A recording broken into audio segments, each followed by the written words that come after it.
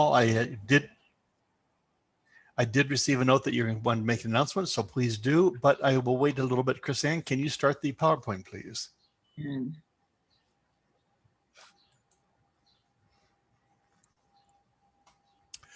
So welcome everybody. This is the Rotary Club of Cultural Exchange Enthusiasts. As those of us who were there on last Thursday wrote down and put on our photograph relief forms. John Hobday is our president, but he's not here today. He's in Las Vegas, although I do suspect he is not gambling, but rather he is at a conference. I think he is. Anyway, never been to Las Vegas. I've always wanted to go at least to see the Hoover Dam, aka the Boulder Dam, and I understand Las Vegas is close to the Grand Canyon, so maybe I'll go for that. My brother was there a couple of years ago at the in Las Vegas. He saw a show with Cher, and she'd done about 3/4 of the show, and she comes on stage, one of the interludes, and turns to the audience, and it's a great show and lots of enthusiasm, and she's a great performer. And she looks at the audience and says, "So what is your grandmother doing tonight?" I thought it was pretty funny. Good for her. She's 72 years old and still doing big shows in Las Vegas. Chrisanne, can you do the next screen, please? Of course, our new members always welcome. We 25 members by end of year is our goal. 270 a year, 135 per half year. I'd love to have you as a member. But if you don't want to be a member, you can also be a friend of the club. Next screen, please. And friends of the club are a $100 donation to the club. And if you're Rotarian within another club, you support a new club, you have access to every meeting, and you have unlimited makeout steps to your regular club. So you can make a donation there. Announcements before we go any, first of all, is a butterfly project, sometimes known as the pollinator project. I don't see Lindy here. Does anybody have any news on the butterfly project? I don't. Paul, do you know? I mean, it's just the paperwork in process. I just know a piece. I know that she did submit the request to Prior Lake Rotary Club to get funds to help support that. So she sent that to the person in our club and copied John and myself. So, and I think we meet next Tuesday, community service in my club, and I'm not sure if it's going to be presented at that meeting or an upcoming one, but that's what I know. Great. I know that I planted a bunch of butterfly-friendly plants in part of our garden on over the weekend, so that's kind of my contribution what's going on. But we'll go on to the next. Paul, I think you had something to just talk about Share the Love. Yes, as you can see on my screen, we had this great promotion to help raise funds for the Rotary Foundation's annual fund share account. And these are the funds that we give to the Rotary Foundation. And in 3 years, a portion come back to our district. And this is what we use for things like pollinator project that's going on. So this is perfect. And that was a great lead into this. So the money we get back in our district goes to support district and global grants that we do to make the world a better place. It was a great success. This happened in February, so it's been a while. But we had over 450 Rotarians that gave nearly $150,000 to the annual fund in February for Share the Love. And we're getting close to 400,000 given to the annual fund year to date. As part of that, we had some incentives for those who gave to the Share the Love promotion. If you gave $100 to $364, your donation was matched 2 to 1 with recognition points that members get when they give to the Rotary Foundation. And so I'd like to recognize one of your members who gave at that level, and that was Karen Osfog. So thank you, Karen, for doing your part. We had another recognition level, which was $365 and up. And with that, we matched 2 to 1 points, which got these donors to Paul Harris Fellowship status, which is 1,000 dollars or points. And again, we had one of your members that gave at that level, and that was Sam Manolis. Mm, Thank you so much, Sam, yes. for donating to the Rotary Foundation. We did have another recognition, $1,000 or more, and we actually had 39 Rotarians in our district that were gave at this generous level. None in this club, but just want to thank everyone for supporting the Rotary Foundation. It's my charity of choice because I see all the good things that we do throughout the world and in our communities to make it better and create positive peace. There is still time to give to the Rotary Foundation. The Rotary year ends on June 30th, so you can still give to the annual fund. And just go to my Rotary account, and it's very easy. So thank you very much again, Karen and Chrisanne. And thank you to this club for doing your first project. I'm so proud of you. Thank you, Paul. And thank you, Paul, also for joining us for lunch last week. Not often that we have such a wonderful group of people to get together, especially for a club that doesn't all get together because we live all over the country. Upcoming meetings, Mary Anthony, who is a Rotex, and Kaisa Janssen present from Russia with Love. Mary had a very interesting year, and did Kaisa. Kaisa, by the way, is the daughter of Lisa Nerva. Lisa Nerva is the current Rotex coordinator with North Star Rotary. And so Kaisa and Mary both were exchange students to Russia. I must admit that Lisa was very nervous when Kaisa was assigned to Russia, and I went to visit her, and they Mary and Kaisa had a great time, and Lisa thought it was also great that they were able to do that. So it was wonderful. On June 16th is Ann McCarthy and Sandy Capra. They are newest members in this club, and we get to meet them, and they're going to tell all about themselves. June 23rd is currently open, and I will kick in that happens to be Pride Week. Thank God for those drag queens. And then on June 30th, no meeting for the 4th of July break. So I think we're going to go into an introduction of, yes, today teaching India with Christy Baum. And I'm going to ask my friend Karin Asbaug to introduce Christy. Well, everyone, it gives me tremendous pleasure to introduce my friend Christy Baum to all of you. Christy grew up as a third culture kid in Germany. Her interest in the world, its people, and their cultures have shaped her life. Christy and I met in 2008 when we spent 3 weeks in Tanzania, mostly in small villages off the grid. I knew that she was a resilient traveler when she magically produced wipes, hand sanitizer, and toilet paper as we would approach very, very rustic latrines. And since then, Christy and I have traveled the world together, and we specialize in places that lack plumbing. Christy is the proud mother of 2 sons, and she's the matriarch of a military family. A few years back, Christy and I were staying in a hotel on the Indian Ocean, and she gazed out of our hotel room towards the west, towards Kuwait, and said, "This is the closest I've been to my son in a year." And Christy, I'm never going to forget that moment. Christy is a special education teacher in Hastings. She is passionate about her students and is instrumental in building their successes. Christy's passions for students, education opportunities, and service to others has been a driving force in her life.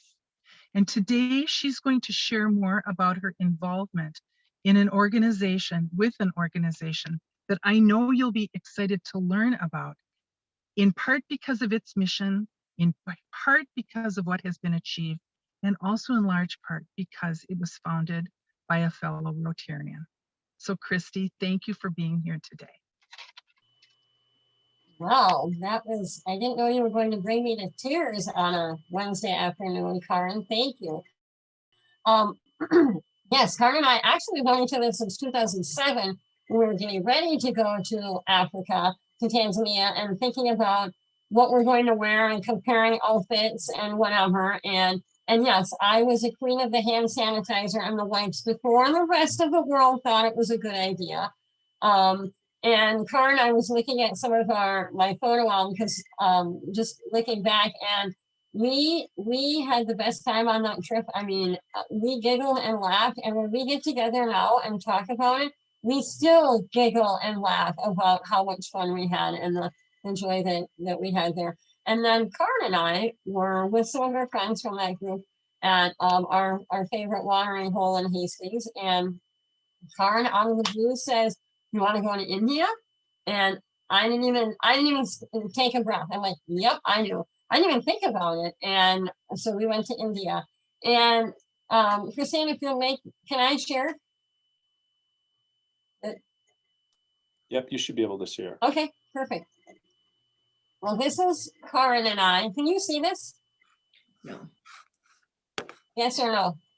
Not yet.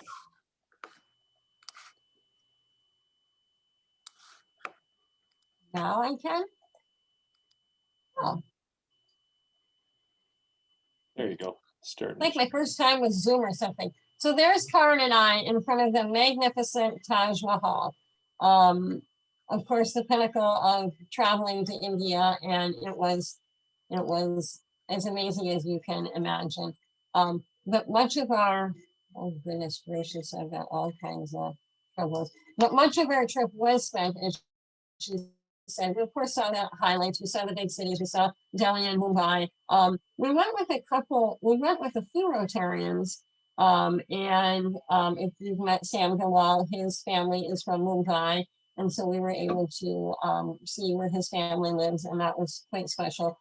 But the most amazing, probably one of the most amazing people I've met in my life is Abul Shara. And if any of you have a chance to hear him talk, he is, I have said I love Abul so much that my husband would be upset, except for the fact that Abul is 84 years old and not really a threat. But I cannot say enough about that man. I love him to pieces. I spoke with him for quite a while today because we haven't talked for a while. Because he is living in Minnesota and working in India. And he is probably the smartest person I've ever met in my life. And if you've heard him talk, he grew up in India along the Ganges River. Karen and I were lucky enough to go to his little village. I will forever remember seeing him stand at the foot of his father's grave and praying there in this village. It's not even really a village. It's just not much of anything now. Abul was educated. He got his bachelor's degree in India. He obtained his master's in Japan, and then his PhD in something. I don't. It's such a hard PhD. I don't even know what it is. It's something like astronaut skills, and he did that in Canada. But Abul, when he was visiting India years ago now, met Mother Teresa, and he was so inspired by her that he decided to retire from Honeywell early and then give up his time and his energy to build a clinic and a hospital in the super remote area of India, about an hour and a half drive from Varanasi. And then Karen and I got to visit that and stay there and go around and see all of the work that he's doing. And then his dream was always to build a school. And so he was able to realize that dream in 2018. It opened the first part of the school. And Karen, if you remember being at the compound where the hospital and the clinic is, he built a new section of the school right by that. So he has a new building there, and that is quite extraordinary. Of course, as you know, everything in India has shut down, and it is quite the mess. Abul and his staff at the clinic and hospital and schools have followed the strictest CDC guidelines, and they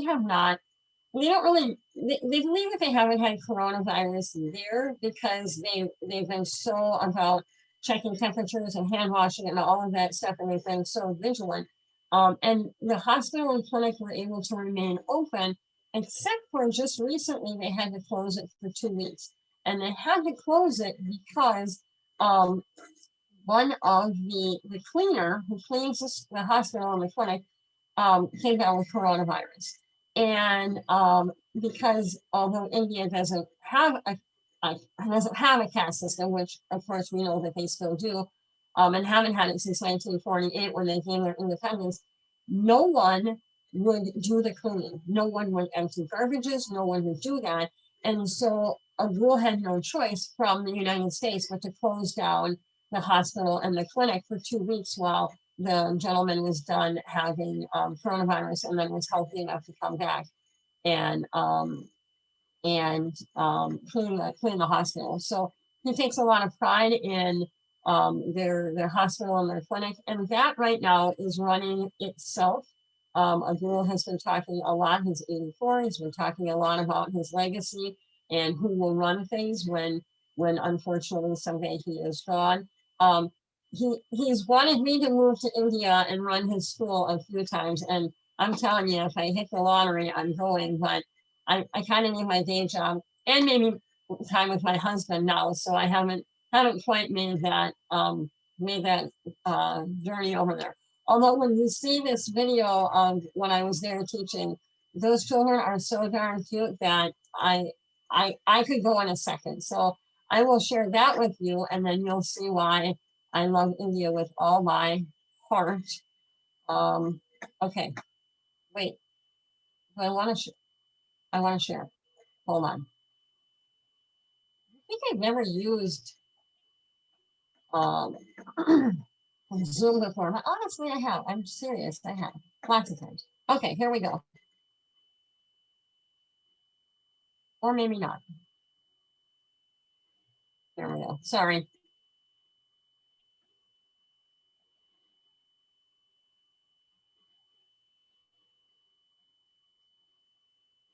I don't know what the green thing is. That's very pretty. Okay. The instruction is just kind of just teaching, obviously. Greg, why do I have a square box? Because it's just, I do. Disregard the square box. So this is the world-class English school on the left. Abdul is quite proud he was able to build this. I don't have the before and after pictures for you that he usually shows, but that is it.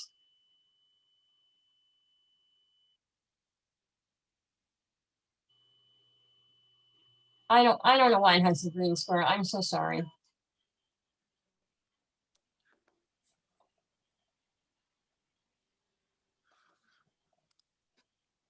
Christy, just so you know, I don't see a green square, so maybe only you can see it. Perfect, because I've seen it before, so that's great. I love this lady and her ringing of the bell. I mean, a school is so run by our bells that to hear her with her metal hammer and her little thing ringing the bell. Also, you'll notice that the school is very, very pink. And so are the children. When you see them in just a minute, they are, or just a second, they are very pink also. Abdul wanted a happy color, and so he asked his lovely wife, Atsuko, and she came up with pink, and it is pink. And it's hard not to be happy with all that pink. Here are the little angels, they stand, they come in the morning, and they stand and they go, attention, and they stand, and so much of how they teach there is by rote. Everything is songs and things, and I'll tell you a couple of stories about that, but here is them reciting in the morning.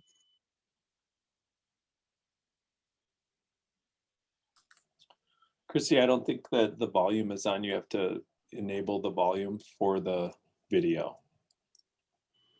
Okay, wait, what do I need to do? When you share your video, when you share your screen, you have to, let's see if it's, not exactly sure where it is, but you have to tell it to Click on share sound. Okay, so should I stop share? Yeah. I'm sorry. I'm not normally handicapped, but apparently today I am. So under screen share, I want it. Greg So might know better. I'm not sure. I just know that you have to So- initiate the share sound. Christy, before you share with Oh. us, I see it. Wait, come back. Mute, stop video. Under speaker, headphone, microphone. Christy, Oh yeah, you got it. you want to get out of screen sharing with us, Okay, then restart it. But before you click on the file that you want to share, in the lower left-hand corner is something that says share sound. honest. Okay, so before I get out of the lower left corner of my PowerPoint, No, Of Zoom. Zoom a screen, hit Oh. share screen. yes, And before you click on the file that you want to share, which I I assume see is, it. you see it? Look at me go. Okay, I'm sorry. We have to start over because you have to hear every single. Yeah. I'm sorry. Honestly, you think that I know what I was doing, but apparently not. Okay, we gotta go back to the beginning. Sorry. Because there are two to you need to hear every word. Much better. Okay, but I want to take you back to the beginning so you can hear. Okay. Yes.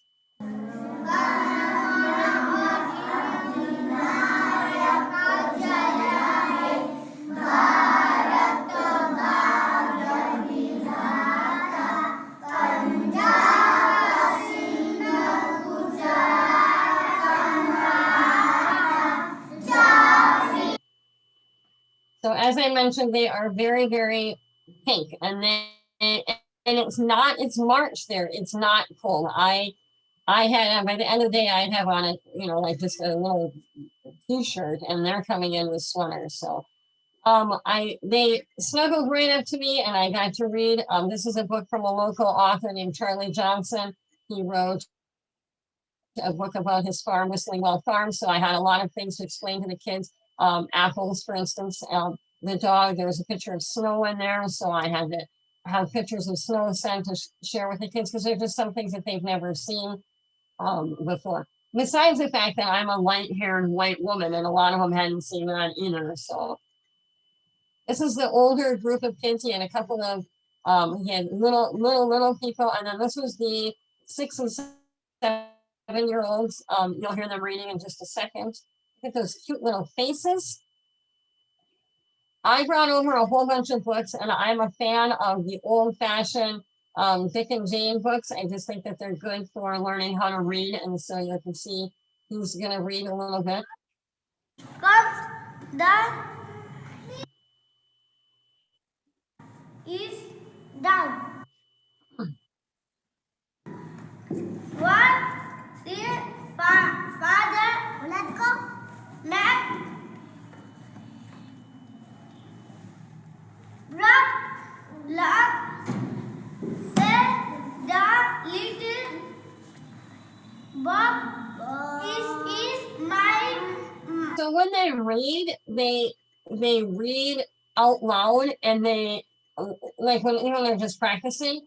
And I mean, in the end, they clearly they're all bunched together. I mean, they want to see him reading, but their personal space and our personal space are completely different things. And of course, they live in a country with billions of people. But when they read, they're either they might know the words, but they're reading letter by letter, and so it was quite interesting. I'll give you another example of them reading. Here they are, just as adorable as can be, reading some popular books. And happy, they didn't have any books. They did not have any books, so they couldn't. They don't also understand sharing, and so we had to be careful with them so they weren't like ripping things apart. I think I brought Candyland or Sorry or a couple of games, and those were in half because they don't that concept of turn taking and sharing. I mean, they're little, but they just didn't get it anyway.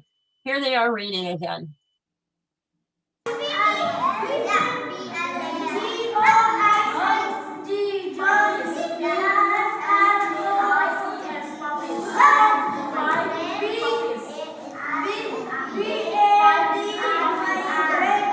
So because they don't have, I mean, they have electricity here, they have solar power, and they do have a bathroom here, which not all schools in India do, but Avul has really worked hard to create, a quality, clean environment. They don't have, I mean, clearly the technology we have, and they don't have the copy machines. They will copy some things.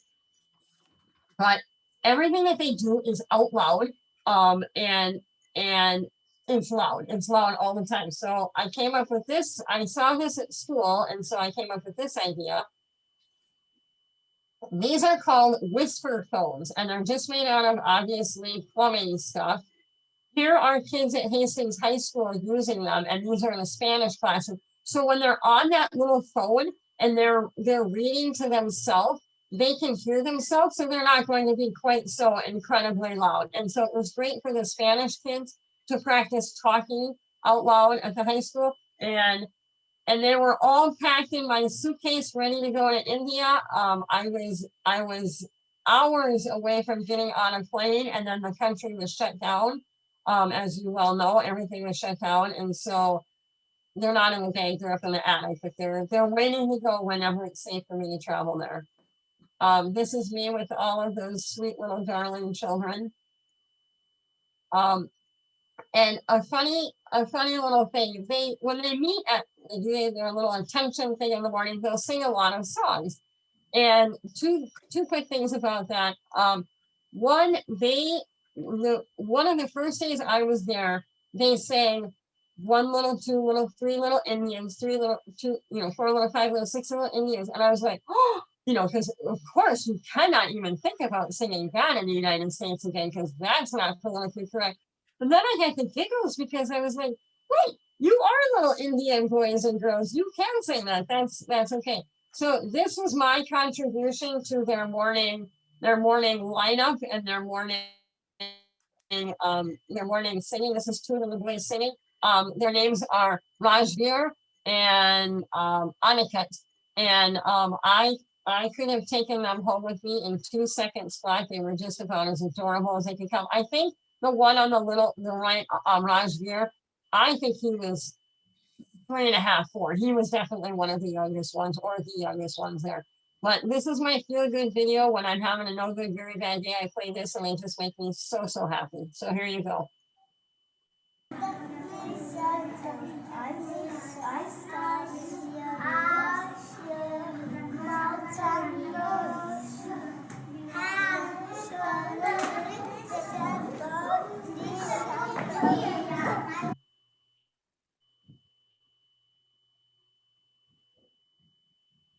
So that's it. That is my little adventure in teaching in India. I mean, Kari mentioned I've been teaching for 30 years. I'm at the high school in Hastings. I teach students with special needs. I love what I do, but I've taught elementary and middle school as well. I have to say, teaching in India was one of the most rewarding things I've ever done. It was learning and teaching for the pure joy. The parents were so thrilled to have. Just to have a teacher there, have somebody different. The light hair and the light skin probably didn't hurt either. I am thrilled. I cannot wait to go back again. Although Abdul and I talked today, and I honestly don't know when it'll be safe. I would have loved to have gone this year, but clearly it's not safe. I don't know if it'll be safe to go in March of next year. I have the whole summer off, but it's so beastly hot in India in the summer that I don't know that my body could handle that kind of warmth and heat. And they're out of school for a little bit in the summer anyway. School is not in session right now. The coronavirus, as we have heard on the news, is spreading rampant, and so they are not able to be back in. Abdul is hopeful that maybe by July 1st that they'll be back in school. But there's no date in sight. So that was my fun in India. Thank you, Christy, for a wonderful presentation. Thanks, Boy, oh thanks for boy. helping. And pink is certainly a joyous color, right? Right. Yeah, I'm sure you told us, but I missed it. How long were you there? There for 2 weeks, and then I taught during that time when I was here. And I have to laugh. Sorry, I'll ask questions, but when I got there, like the teachers knew I was coming. And these 2 teachers, and they're from the northern part of India, so they do not speak the same dialect or whatever that the kids do in the school.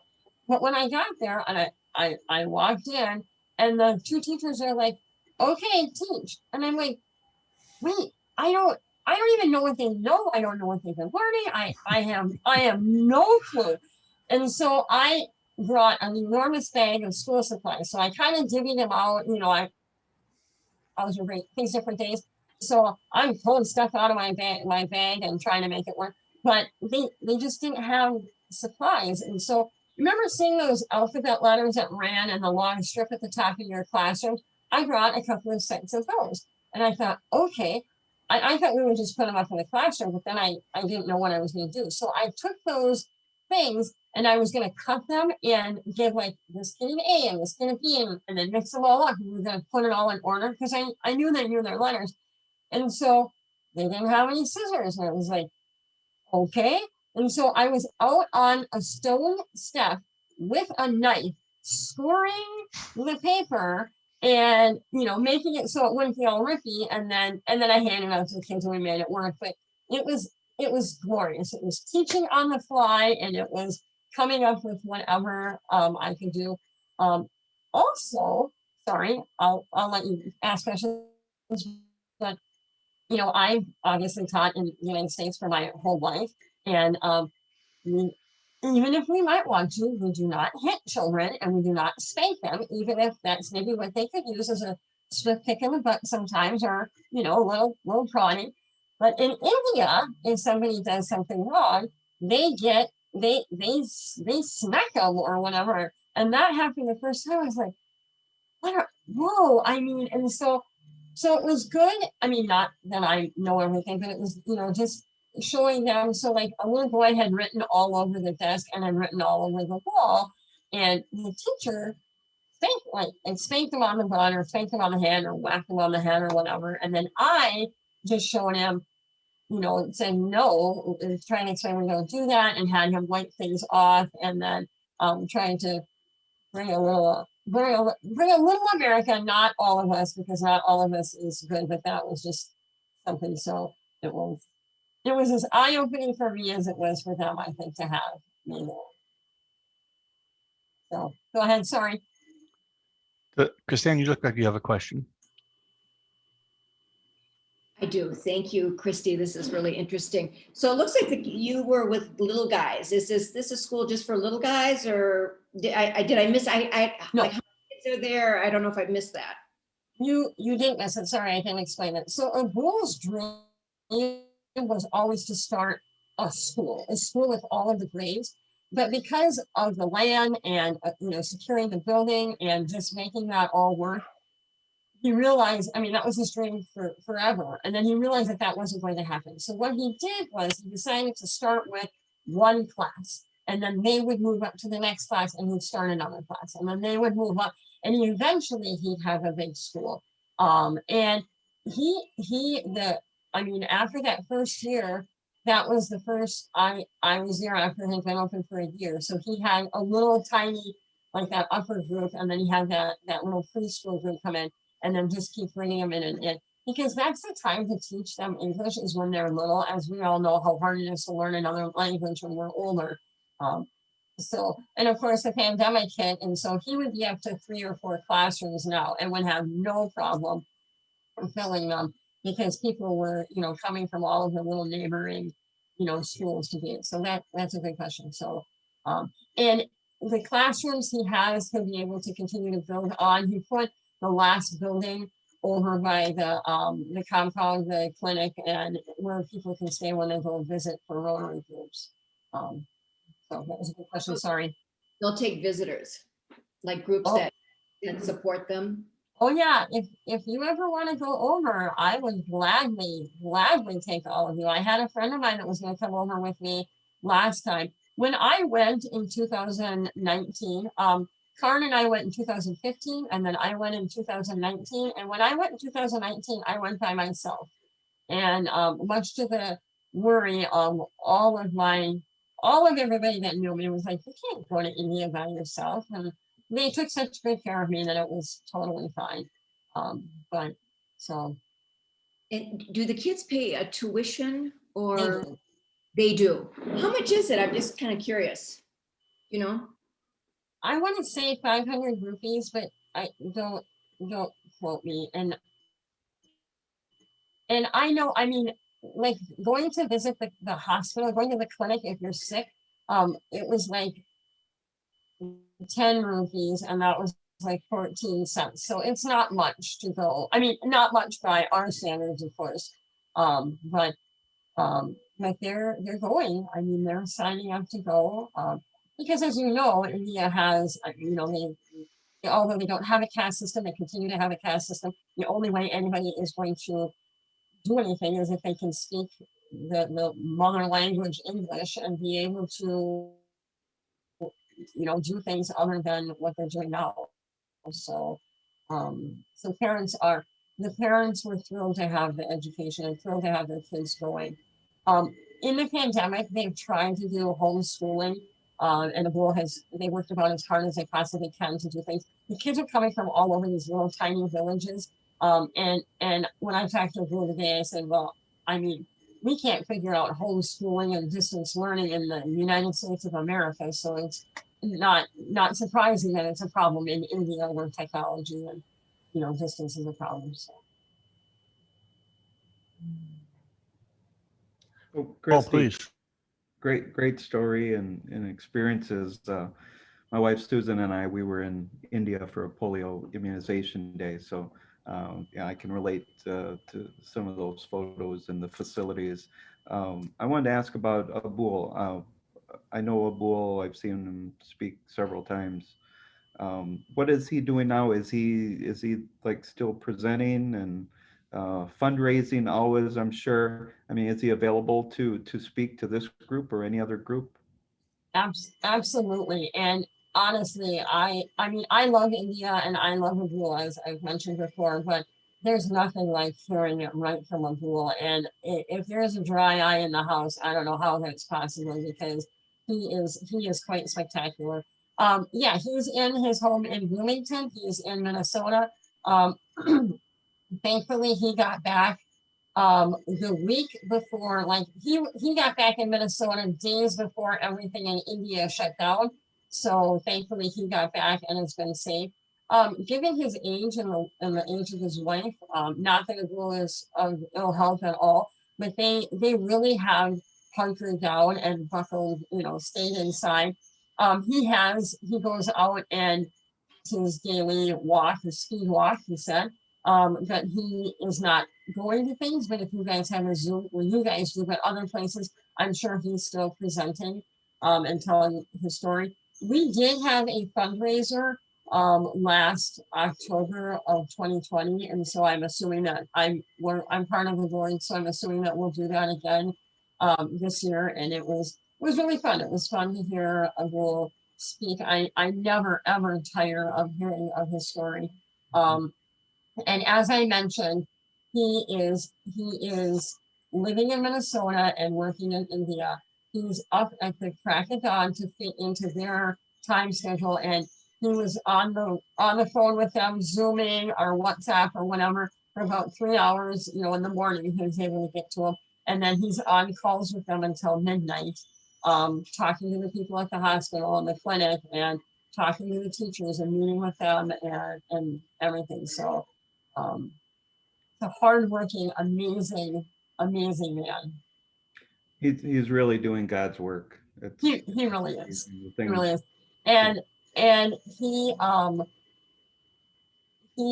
when you look at the financials for International Village Clinic and his school, when you look at, because Abul, has retired and he's not collecting any kind of income for what he's doing, I want to say 99% of any money that anyone ever donates goes right back to that school and right back to that clinic. He has done a pretty remarkable job with that. You can feel good that all of your money, essentially all of your money is going back. And yes, he's had several Rotary groups there. There are groups all over Minnesota who given toilets, there's given a van for the mobile clinic. Just lots and lots of projects have been given through Rotary funds, different Rotary funds for Abul.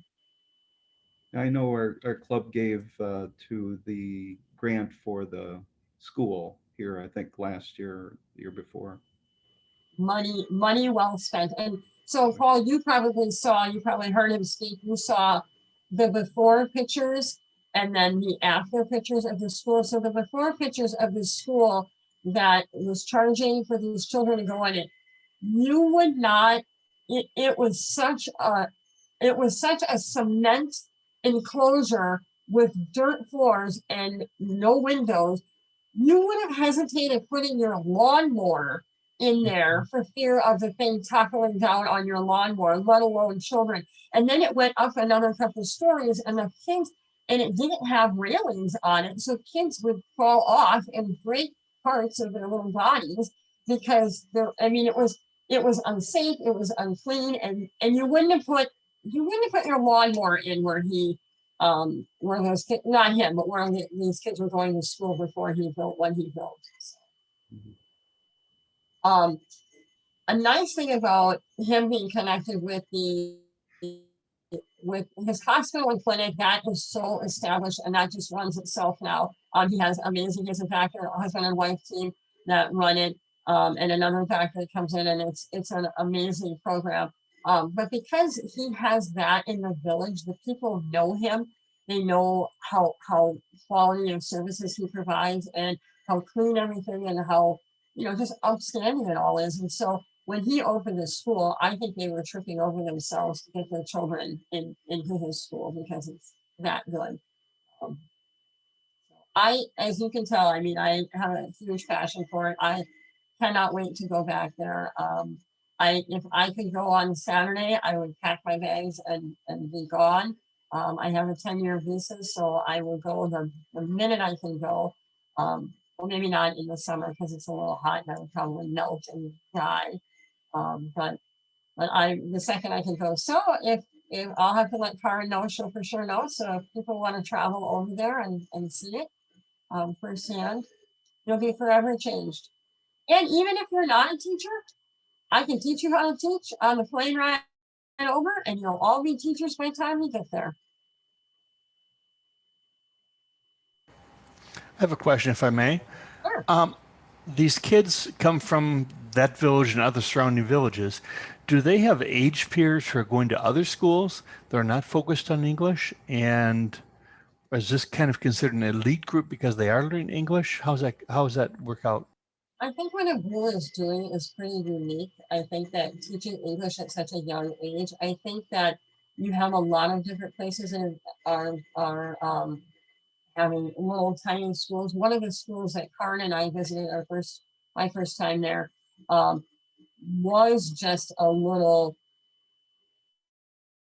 it looked like a little lean-to, and it had little wood benches, and it had the kids in there, and there was a cow right outside the doorway. And so I think that they have a lot of those little things for kids, but I think our school teaching little people English at such a young age is pretty unique.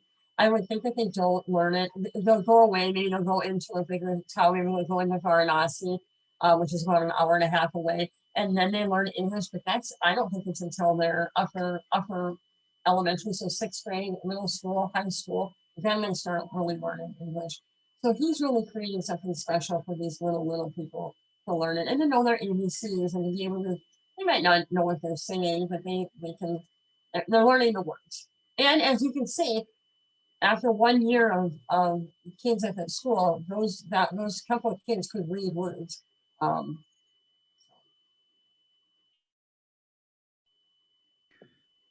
I gotta share a quick story with Abul and my son Anthony. He was in Interact at Prairie Lake High School, and I don't think he slept very much the night before, so he was very tired. And we had an Oxfam banquet. For those who know what that is, you give money and it goes towards different causes and places throughout the world. But Abul was the keynote speaker for this evening, and Anthony was in the front row, and he just couldn't keep his eyes closed. As a parent, sit next to him, and as a Rotarian, and I knew Abul already. I'd met him several times. I was just mortified, but I just thought I'd share that. I'll never forget that. had a friend of mine at school. I don't think she's been meeting with them recently because of course no one's meeting with anybody, but she was charged with the task to sit down with the bull and hear his stories. I mean, I love hearing his stories. I can hear the same story over and over every single day. But we're trying to get I would like a bull to write a book because I think it would be fascinating. And he said, well, who would read my book? And I said, well, after I got done promoting it, everybody would read your book because I said, bull, I said, you read memoirs all the time about people who are far less interested than you. And so I assured him that books would fly off the shelf. But what's been nice is she will talk to the bull and then he tells the story, you know, and they're recording it and stuff. So we'll have that. And I don't know what we'll end up doing with it. I don't know if it will eventually be a podcast. I don't know if we'll be able to transcribe it into some kind of a book. But his story is amazing. He is amazing. So, and I think that people would love hearing it. I mean, I could be a tiny bit biased, but. So we have time, I think, for one more question. Well, Christy, thank you very much for showing. Go ahead, Stephanie. Thanks, But Greg. thank you for helping me with my Zoom. Apparently I need to practice. Maybe I can't go on a summer vacation and I need to practice my screen sharing and my Zoom work. Great. I'm a Christy, teacher too, so I know how this works. I'm sorry, Stephanie, go ahead. Thank you. Christy, thank you for your presentation. I had a chance to travel to India through work, and I understand the love that you share for that country and the people. Is the school, I was interested to know, is the school only to teach English, or is it all of the subjects? And It's then, all of the subjects. Yeah. okay. And then, one of the things that Abdul was very, very adamant that the kids learn is please and thank you and hand washing. I mean, there are just some basic things that they don't do. Well, first, all of the world washes their hands now, but just that was just another little thing is that please and thank you and some of the things that we teach in kindergarten here, maybe. great. Thank you. So, okay. Thank you again, Christy. This is very interesting. And, you know, it makes me want to teach all the more. I wish I was like 40 years younger and I could go off and be a teacher in some other places. It'd be great fun. Chrisanne, I think you have one more PowerPoint page, I think, for us to share. At the end of our meeting, we talk about the four-way test, the rotary four-way test. It's a great way to remember when one is thinking or one is about to put one's mouth into gear or one is about to do some action. So let us all unmute ourselves and read this together. Number one, is it the truth? Is it the truth? Number two, is it fair Is to it all fair concerned? to all concerned?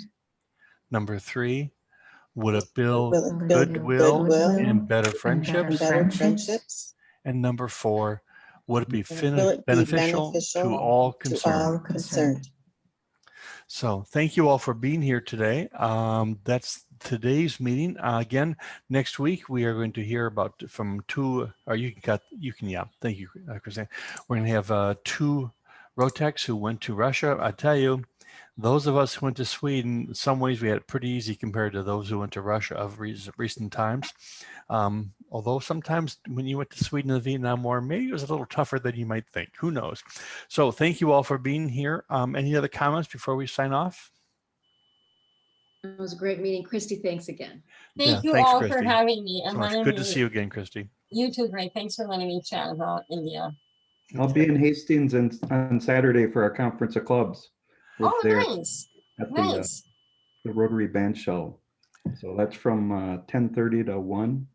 Excellent. If Excellent. anyone It'll be wants nice to- and warm for you here. It will. Yeah. Mhm. And isn't it nice to have us be maskless, at least according to the mayors and the governor? Amen. I can hardly wait to go to the gym tomorrow and see what people really look like. So thank you all very much. Thank you, guys. Have a great week.